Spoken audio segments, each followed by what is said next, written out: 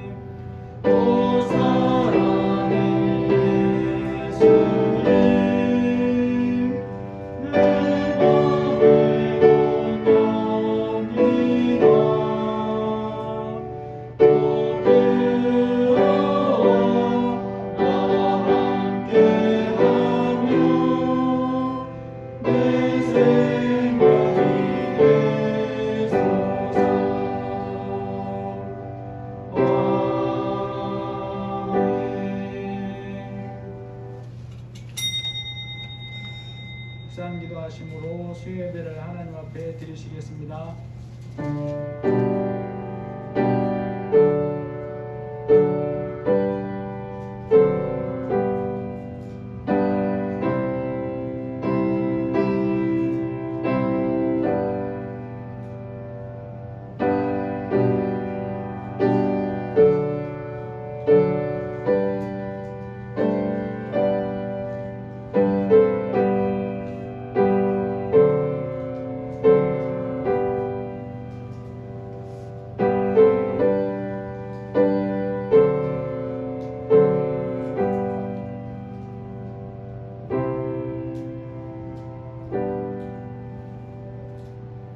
사도신경으로 신앙 고백하시겠습니다.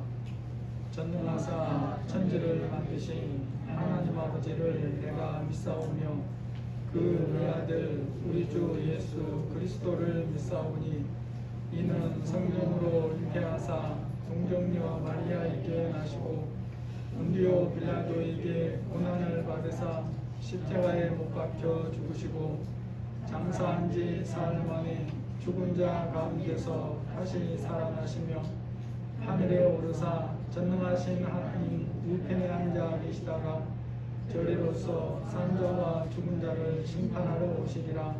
성령을 믿사오며 거룩한 공예와 성도가 서로 교통하는 것과 죄를 사하여 주시는 것과 몸이 다시 사는 것과 영원히 사는 것을 믿사옵나이다. 아멘. 찬송가 259장입니다.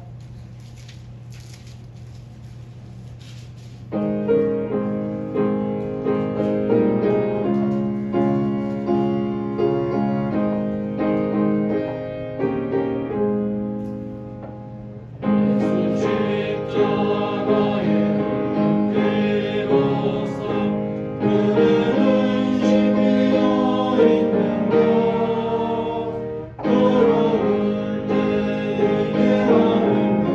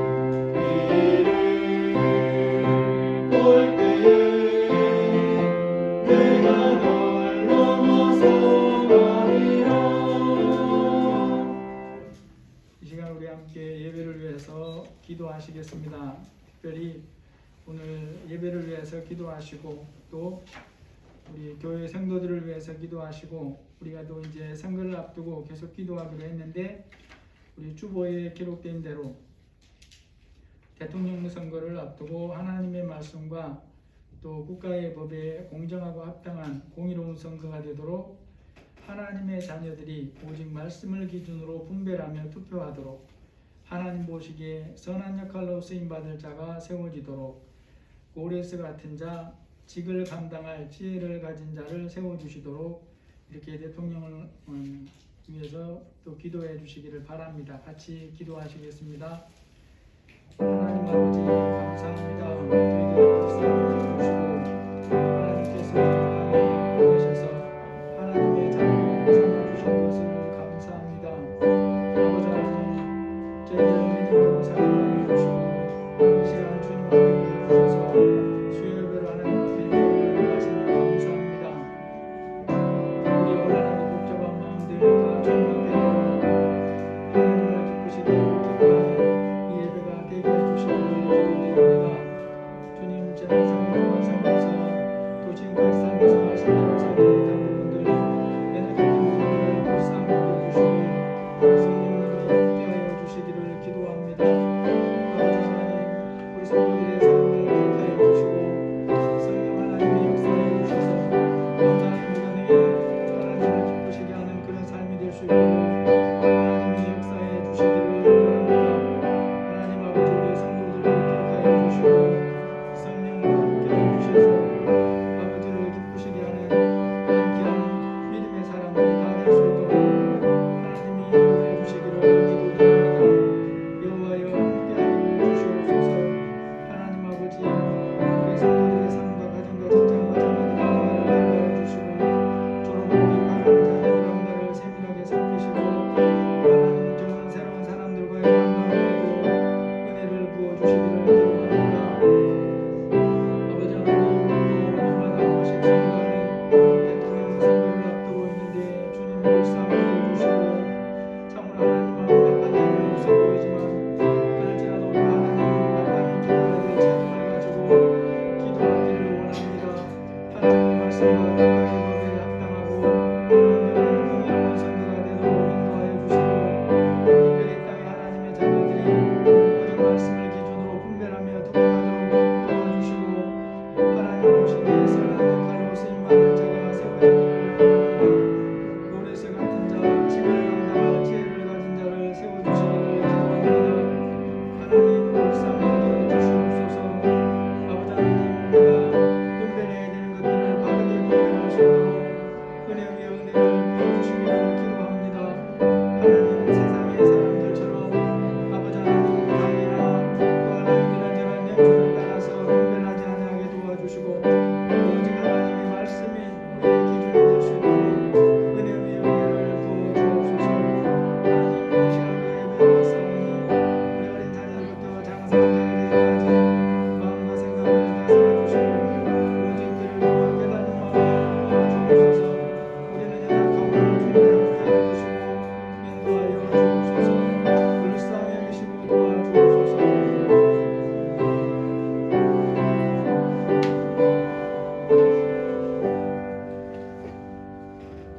하나님 저희들이 이 시간 수요예배로 모였습니다. 성령님이 함께하여 주시고 우리 각자의 마음을 만져주시고 주님이 붙들어 주셔서 우리에게 들을 귀와 깨닫는 마음을 부어 주옵소서. 예수님의 이름으로 기도합니다. 아멘.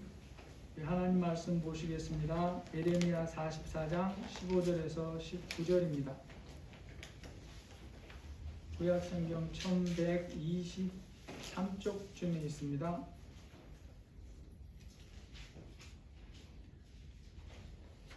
예레미야 44장 15절에서 19절입니다.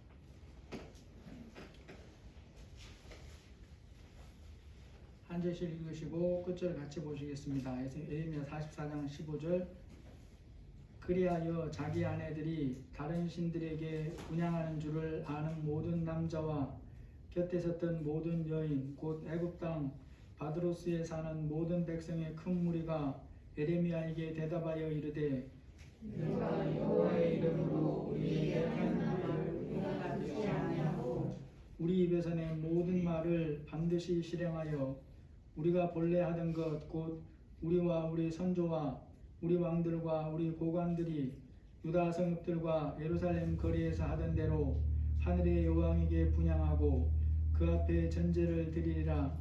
그때에는 우리가 먹을 것이 풍부하며 복을 받고 재난을 당하지 아니하였더니 우리가 하늘의 여왕에게 분향하고 그 앞에 전제를 드리는 것을 패하는고서는 모든 것이 궁핍하고 칼과 기름에 멸망을 당하였느니라 하며 여인들은 이르되 우리가 하늘의 여왕에게 분향하고 그 앞에 전제를 드릴 때에 어찌 우리 남편의 허락이 없이 그의 형상과 같은 화자를 만들어 놓고 전제를 드렸느냐 하는지라.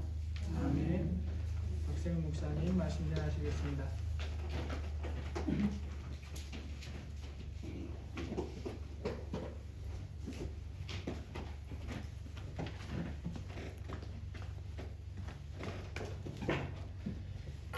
본문의 12, 15절에 그리하여라고 시작하는데 그 이전에 본문의 배경을 먼저 살펴보도록 하겠습니다. 유다의 시드기야 왕의 제9년 열째 달에 바벨론의 느부갓네살 왕이 예루살렘을 함락합니다. 바벨론 왕은 시드기야 왕의 자식들과 유다의 귀족들과 고관들을 다 죽이고 시드기야 왕은 두 눈이 뽑힌 채로 감옥에서 죽었습니다. 한편 바벨론 왕은 예레미야를 선대했었는데요. 바벨론의 느부사라단 사령관이 예레미야를 포함한 유다 포로를 바벨론으로 옮겨가는 도중에 예레미야에게 바벨론으로 같이 갈 것인지 아니면 예레미야가 가고 싶은 곳으로 갈 것인지 선택지를 줍니다. 이에 예레미야는 포로들과 함께 바벨론으로 가는 것이 아니라 바벨론 왕이 유다 땅에 총독으로 세운 사반의 손자 아이감의 아들 그다랴에게로 가는 것을 택합니다. 바벨론으로 잡혀간 사람들이 아닌 들에 있던 자들, 바벨론을 피해서 살아서 흩어져 있던 자들도 미스바에 있는 그다랴에게로 모였고 거기서 한 사건이 발생하고 결국에는 가레야의 아들 요하난과 군대의 지휘관들이 남은 유다 백성들을 이끌게 됩니다. 이들은 갈대아 사람들은 두렵고 애굽으로 가려고 하는 상황에서 모든 자들이 예레미야에게 나와 기도 부탁을 합니다. 하나님께 나아가야 할 길과 할 일을 보여달라는 기도 부탁을 하는데요. 그들이 예레미야에게 기도 부탁을 하면서 하는 말이 예레미야 42장 5절에서 6절의 말씀입니다. 그들이 예레미야에게 이르되 우리가 당신의 하나님 여호와께서 당신을 보내사 우리에게 이르시는 모든 말씀대로 행하리이다. 여호와께서는 우리 가운데 진실하고 성실한 증인이 되시옵소서. 우리가 당신을 우리 하나님 여호와께 보냄은 그의 목소리가 우리에게 좋든지 좋지 않든지를 막론하고 순종하려 함이라. 우리가 우리 하나님 여호와의 목소리를 순종하면 우리에게 복이 있으리이다 하니라 라고 말을 하면서 예레미야에게 기도를 부탁합니다. 예레미야가 하나님께 기도하자 하나님이 말씀이 예레미야에게 임합니다. 그들이 애굽으로 가지 말고 이 땅에 눌러서 살고 바벨론의 왕을 겁내지 말고 살아간다면 그들을 구원하고 본향으로 돌려보내주겠다고 하나님은 말씀하십니다. 반면에 그들이 하나님의 말씀에 순종하지 않고 애굽으로 가면 칼이 너희에게 미칠 것이라고 합니다. 이 말을 들은 백성들이 어떻게 반응할까요? 이 말을 들은 기도 부탁을 한 자들의 반응은 예레미야 너 거짓말하지 마. 우리 안 속아. 하나님이 우리에게 그렇게 말했을 리가 없어 라고 말을 하고는 결국 애굽 땅 다바네스로 갑니다. 그들이 하나님의 말씀을 어기고 애굽으로 가서 살 때에 여호와의 말씀이 예레미야에게 임합니다. 그들의 악행으로 예루살렘, 유다 모든 성읍들이 황무지가 되었고 내가 아무리 말을 해도 너희들은 내 말을 듣지 않는다. 너희는 나의 말을 듣지 않는다. 고로 내가 너희를 끊어버릴 것이다. 너희가 애굽 땅에 들어가서 살겠느냐? 애굽도 망할 것이다. 이러한 하나님의 말씀에 대한 대답과 반응이 오늘 본문입니다.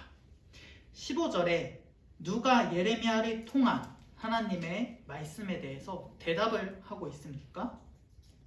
15절에 보면 자기 아내들이 다른 신들에게 분향하는 줄을 아는 모든 남자 그리고 그 곁에 선 모든 여인들 즉 애굽 땅에 사는 모든 백성의 큰 무리가 예레미야에게 대답합니다. 누가 대답하는지에 대해서 이렇게 앞에 긴 수식어가 붙어 있는 것은 그들이 어떤 행동을 하고 있었는지 그들이 누구인지에 대한 강조라고 볼 수 있습니다. 누가 대답하고 있냐는 질문에 단순히 백성들이 대답하고 있다고 해도 우리는 알아들었을 것입니다. 예레미야서를 처음 읽는 당대의 독자들도 굳이 앞에 이렇게 긴 설명이 붙어 있지 않아도 문맥상 애굽에서 사는 백성들이 대답했을 것이라고 이해했을 것입니다. 그렇지만 말씀은 단순히 백성들이 대답하였다는 것을 알려주는 것이 아니라 그들에 대해서 상세히 묘사하고 있습니다. 자기 아내들이 다른 신들에게 분향한 줄을 아는 모든 남자, 또 그 곁에 선 모든 여인, 애굽 땅 바드로스에 사는 모든 백성이라고 하고 있습니다. 애굽에서 살고 있는 백성들의 모습에서 그들이 하나님이 택하신 백성임을 볼 수 있는 흔적을 찾아볼 수 있을까요?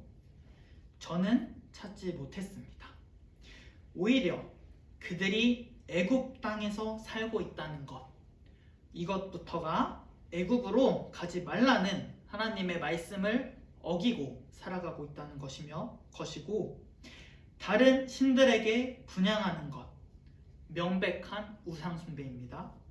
그리고 우상 숭배하는 것을 아는 자들, 우상 숭배가 죄라는 것은 당시 유대인들이라면 누구라도 아는 것이었고 모르면 이상한 것이지만 그들은 그것을 고치거나 그만두게 할 생각 없이 내버려 둡니다. 이것은 명백히 하나님의 말씀을 어기는 행동입니다. 모르는 사람이 우상 숭배를 하는 것도 아니고 자기 아내가 가장 가까운 사람이 하는 것인데도 말이죠. 이를 통해 오늘날 우리는 우리의 모습을 돌아보았으면 합니다. 나의 삶의 모습에선 우리가 하나님의 백성이라는 예수 그리스도를 믿고 그분을 따라 살아가고 있다는 흔적을 찾아볼 수 있으신가요? 나를 잘 안다고 생각하거나 오래 보고 알고 지낸 사람들에게 가서 나의 모습이나 삶의 방식이 어떤지 물어보는 것도 좋은 경험이 되리라 생각합니다. 혹은 스스로 자신의 삶이 어떤지, 삶이라는 것이 너무 방대하고 막연하다면 지난 한 주, 한 달 동안을 생각하며 어떻게 살았는지를 생각해 보셨으면 합니다. 지난 한 주, 한 달 동안으로 줄여서 생각해도 너무 생각할 것들이 많다면 가정, 일터, 학교 등 특정한 상황으로 제한해서 생각한다면 도움이 될 것입니다. 부모님과 있을 때의 나의 모습, 친구들과 있을 때의 나의 모습, 혹은 직장 상사나 동료들과 있을 때, 아니면 나 혼자 있을 때 나의 모습 등 여러 가지를 생각해 보았을 때 나는 그리스도인으로 잘 살아가고 있을까요? 15절에 등장하는 백성들의 모습까지는 아니더라도 그리스도인으로 하루하루를 살아가기를 힘쓰고 있나요? 15절이 하나님의 말씀을 거역한 백성들의 삶에 대한 예레미야의 묘사였다면 16절은 그렇게 사는 자들의 대답입니다. 내가 여호와의 이름으로 우리에게 하는 말을 우리가 듣지 아니하고, 그들은 15절에 묘사된 대로 그에 걸맞은 대답을 하고 있는 것으로 보입니다. 예레미야, 내가 여호와의 이름으로 우리에게 하는 말을 우리가 듣지 아니한다. 말씀을 묵상하면서 이 부분에서 와, 진짜 어떻게 구제가 불가능한 자들이다. 요즘 말로 하면 이 애굽에서 사는 백성들은 답이 없다라는 게 느껴졌습니다. 한편 또 제 마음 한켠에는 이것이 단지 그들만의 모습일까라는 생각도 들었습니다.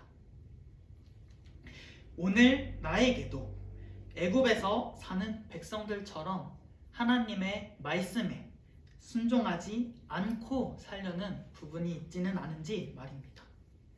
사실 애굽에서 사는 백성들처럼 하나님의 말씀에 전면적으로 반항하면서 거부하면서 사는 삶은 우리에게 쉽지 않아 보입니다.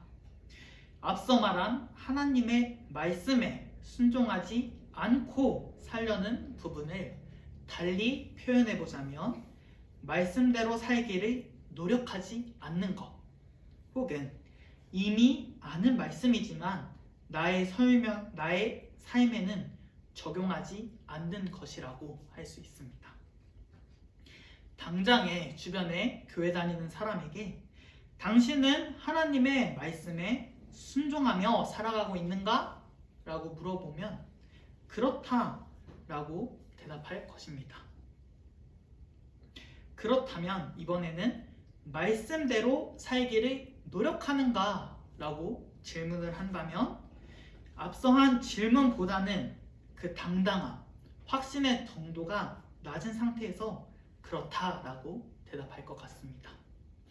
마지막으로 당신은 당신이 아는 말씀들을 삶에 적용하며 살아가고 있는가? 라고 물어본다면 그렇다라는 대답보다 전부는 아니지만 노력하는 중이다 라고 가장 많이 대답하지 않을까 저는 생각해 봅니다. 제 예상과는 다른 대답들이 나올 수도 있겠지만 하나님의 말씀을 머리로만 아는 것이 아니라 부분적으로만 적용하는 것이 아니라 항상 삶으로 살아내기를 힘쓰는 저와 성도님들 되기를 소망합니다.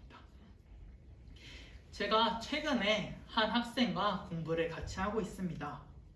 제가 무엇인가를 알려주는 입장이다 보니 매번 그 학생이 문제의 답을 적거나 질문에 대한 답을 할 때 왜 그렇게 생각하는지를 자주 묻곤 합니다.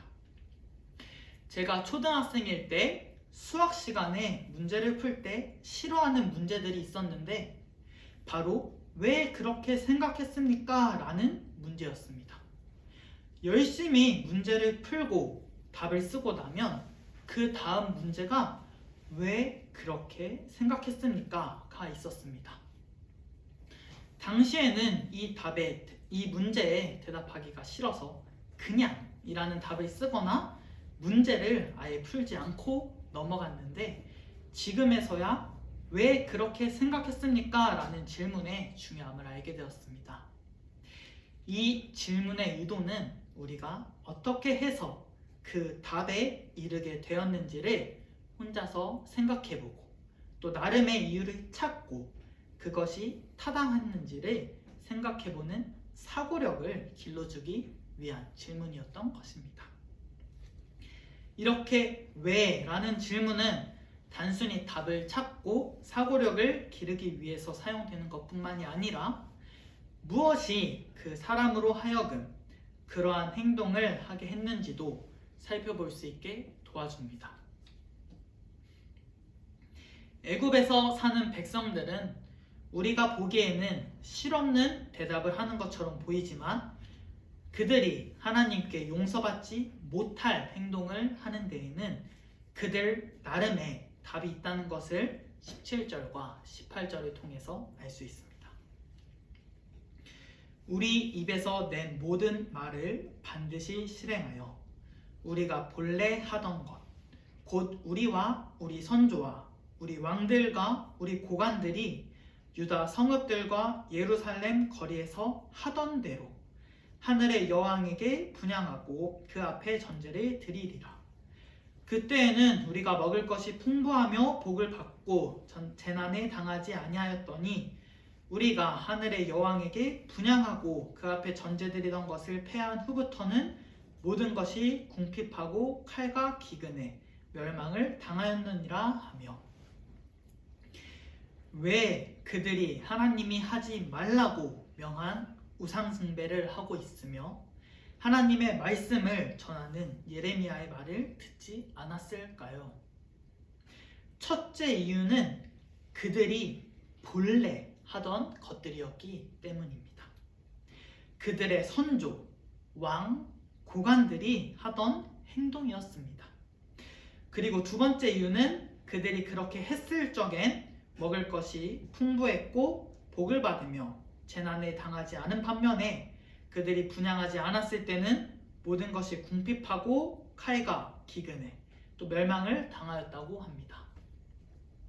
먼저 첫째 이유부터 살펴보면 분향하는 것, 우상 숭배하는 것이 본래 하던 것들이라고 합니다. 그들의 선조, 왕, 고관들이 유다 성읍들과 예루살렘 거리에서 하던 대로 행한 것이라고 합니다. 도대체 어디서부터 잘못된 것인지 감이 오지 않는다면 이스라엘의 역사를 쭉 거슬러 올라가 보면 됩니다. 일단 지금 애굽에 사는 자들은 오로지 망한 남유다의 사람들만 있는 것은 아닐 것입니다. 본문의 배경을 살펴보기 위해서 초반에 바벨론에 잡혀가지 않은 자들, 흩어져 있던 들에 있던 자들이 함께 모인 것이라고 했었습니다. 그들 중에서 다수가 갓 멸망한 남유다의 사람들이었을 수는 있어도 진작에 멸망한 북이스라엘 사람들도 있었을 것입니다. 어찌 되었든 간에 하나님이 택한 백성이 하나님을 유일한 왕이 아니라 사람을 왕으로 세우는데 사울이 첫 번째였고 그 다음을 다윗 왕이라고 했을 때 선조, 왕, 고관들이 유다 성읍들과 예루살렘 거리에서 우상 숭배를 시작한 것은 다윗 왕의 아들인 솔로몬 왕의 시기부터라고 보면 됩니다. 솔로몬 사후 북이스라엘과 남유다가 갈라지면서 본격적으로 우상 숭배가 가속화되지만 시작은 솔로몬 때부터라고 하면 아주 긴 세월 동안 이스라엘 백성들은 하나님을 섬기면서 동시에 우상 숭배를 한 것으로 보입니다. 이 애굽에서 사는 자들에게 우상 숭배는 전혀 새로운 것이 아니었고 일상이었던 것입니다. 그렇기 때문에 본래 하던 것들, 그들에게 익숙한 것을 행했다는 것 외에 그들은 무엇이 잘못인지 생각하지 못하는 것으로 보입니다. 우리가 주의해야 할 부분은 이 첫 번째 이유에서 찾아볼 수 있습니다. 바로 익숙한 것들과 죄의 구분입니다. 우리 속담에 가랑비에 옷 젖는 줄 모른다는 말이 있죠. 아무리 사소한 것이라도 그것이 거듭되면 무시하지 못할 정도로 크게 된다는 뜻입니다. 우리에게 익숙한 것들을 죄와 분별해내는 것이 우린 필요합니다. 애굽에서 살던 백성들에게는 우상 숭배가 익숙한 것이었습니다. 원래 하던 것이기 때문에 별다른 저항감 없이 계속 행한 것입니다. 그것이 결국 그들의 살던 곳이 황무지가 되게 하고 그들을 하나님으로부터 끊는 이유가 됨에도 불구하고 말입니다. 오늘 우리의 삶에서 우리는 익숙하고 원래 했던 것이기 때문에 계속하고 있지만 실제로는 하나님이 그것을 싫어하시는 행동이지는 않은지, 혹은 말씀에 비추어서 봤을 때 하나님이 기뻐하지 않으실 만한 행동들이 있지는 않은지 점검해야 합니다. 예를 들어서 사소한 거짓말이라던가 순간의 상황을 모면하기 위한 거짓말, 혹은 습관처럼 말하는 죽겠다 하는 것 등 세상적인 가치관들이 여기에 포함될 수 있습니다. 열심히 하면 하나님이 알아줄 것이라는 생각, 간절하면 이루어질 것이라는 생각, 혹 지금 나의 수중에 돈이 많고 적음에 따른 기분 변화 등 말입니다.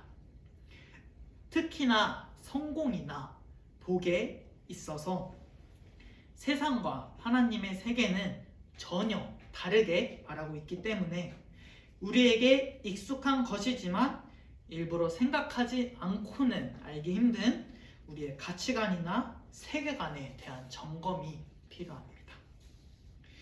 우리에게 익숙했던 것이지만 그것이 하나님이 기뻐하지 않으시는 것이라는 것을 알게 되었을 때 우리는 어떻게 해야 합니까? 그 즉시로 버려야 합니다. 데살로니가전서 5장 22절에 악은 모양이라도 버리라는 말씀을 기억하시면서 애굽에서 사는 백성들처럼 알고 있음에도 넘어가는 자들이 되지 않기를 소망합니다. 애굽에 사는 백성들이 우상 숭배를 하는 두 번째 이유로 삼은 것은 그들이 우상 숭배를 했을 때는 잘 살았지만 그것을 그만두었을 때는 힘들었고 어려웠다는 점이었습니다. 어떻게 이렇게 생각하게 되었는지는 참 궁금하지만 정리하면 그들의 이유는 경험에 따른 선택이었습니다. 우리는 다른 사람의 경험을 존중하면서 살아가기에 쉽게 다른 사람이 겪는 고난이나 아픔에 대해서 말하지 못합니다. 그렇게 된다면 애굽에서 살고 있는 백성들의 경우 그들이 우상 숭배를 했을 때와 하지 않았을 때의 경험을 비교하면서 우상 숭배를 하게 되었다는 결론에 이르게 되었다고 했을 때 오늘 우리는 별다른 말을 하지 못할 것입니다. 그렇지만 이것이 과연 본문을 바르게 이해하는 것이라고 할 수 있을까요? 그들이 그런 경험을 했기 때문에 어쩔 수 없이 우상 숭배를 했구나, 그랬구나, 이렇게 생각하는 것은 말씀을 바르게 이해하는 것이 아니라 잘못된 방법으로 말씀을 이해하는 것입니다. 본문에 등장하는 애굽에 사는 백성들에게 하나님은 계속해서 거듭해서 말씀하십니다. 44장 4절에 보면 내가 나의 모든 종 선지자들을 너희에게 보내되 끊임없이 보내어 이르기를 너희는 내가 미워하는 이 가증한 일을 행하지 말라 하였으나, 하나님은 그들에게 끊임없이 말씀했음에도 불구하고 그것을 듣지 않고 자기가 경험한 것에 따라서 익숙한 것을 선택한 것은 애굽에 사는 백성들의 선택이었던 것입니다. 경험에 따라서 어쩔 수 없이 한 선택이 아니라 가장 기본이 되어야 하는 하나님의 말씀에 순종하지 않았을 때 자기가 생각하기에 편할 대로 생각하게 된 결과가 우상 숭배했을 때는 복이 넘쳤기 때문에 그렇게 행했다는 것입니다. 오늘 우리가 주의할 부분을 여기서 또 찾을 수 있습니다. 우리는 각자가 하나님을 믿게 된 계기나 또한 상황은 다르지만 결국엔 하나님을 믿고 예수 그리스도를 나의 구주로 고백하며 하루하루 살아가고 있습니다. 이러한 상황 속에서 예수님을 믿기 이전의 삶의 경험들, 습관들이 예수님을 믿고 난 이후의 삶에도 영향력을 미치는데, 위에서 살펴보았듯이 애굽에서 사는 백성들에겐 자신들이 우상 숭배를 하는 이유가 바로 자신들에게는 익숙했고 좋았던 경험이었기 때문이었다는 것을 확인했습니다. 오늘 우리에게도 동일하게 예수님을 믿기 이전의 경험들이나 생각들이 말씀에 따라서 변화하지 않는다면 우리 삶에 악한 영향력을 미칠 수 있으며, 그것이 말씀보다도 더 큰 영향력을 내 삶에 미칠 수 있다는 것을 주의해야 합니다. 예수님을 믿는다고 해서 저절로 우리의 삶이 변화하는 것이 아닙니다. 예수님과 함께한 제자들이 처음 예수님을 만났을 때와 예수님이 십자가에서 죽으시고 부활하시고 천국에 올라가신 후에 그들의 신앙의 수준이 같았을까요? 아니요, 그들의 신앙은 이후에 더욱 성장했을 것입니다. 우리도 예수님을 믿는다는 고백에서 그치는 것이 아니라 우리에게 익숙한 것들, 그 이전의 삶의 습관들 중에서 하나님이 기뻐하시지 않으시는 것들이 무엇인지 찾고 그것을 버려서 더욱 예수님처럼 예수님 따라 살기를 힘쓰는 저와 성도님들 되기를 소망합니다. 기도하겠습니다. 주님, 애굽에서 살아가는 백성들은 그 시작부터가 잘못되었음에도 불구하고 자기들에게 익숙했던 것을 따라서 살아갑니다. 그 결과가 하나님으로부터 끊어지는 것인데도 말입니다. 이런 애굽에서 사는 백성들의 모습을 보면서 나에게도 끊어내지 못한 예수님이 싫어하시는 행동들이 있지는 않은지 점검할 때에 주님 알게 해주시고 그것을 끊어내려 할 때에 우리에게 힘을 더해주세요. 대통령 선거가 곧 다가옵니다. 나라를 위해서 걱정하고 우려의 한숨만을 쉬는 것이 아니라 우리가 기도하기를 원합니다. 주님께서 선하게 쓰일 자를 뽑히게 해주세요.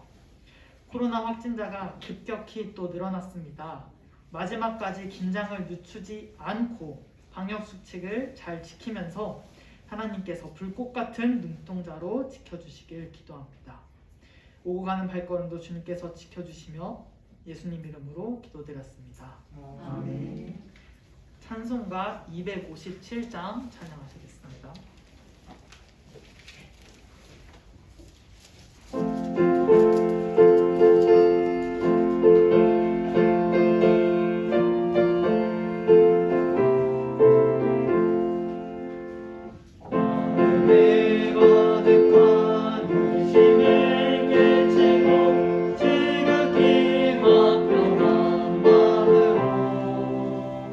찬송을 부르는 어린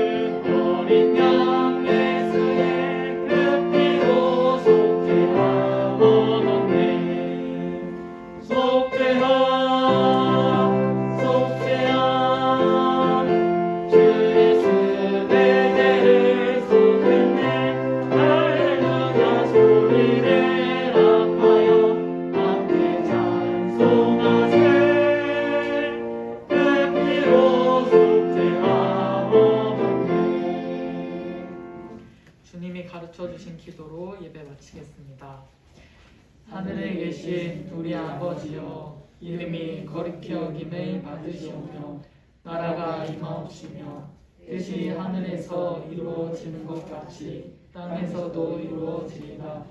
오늘 우리에게 일용할 양식을 주옵시고 우리가 우리에게 죄 지은 자에 사하여 준 것 같이 우리 죄를 사하여 주옵시고 우리를 시험에 들게 하지 마옵시고 다만 악에서 구하옵소서.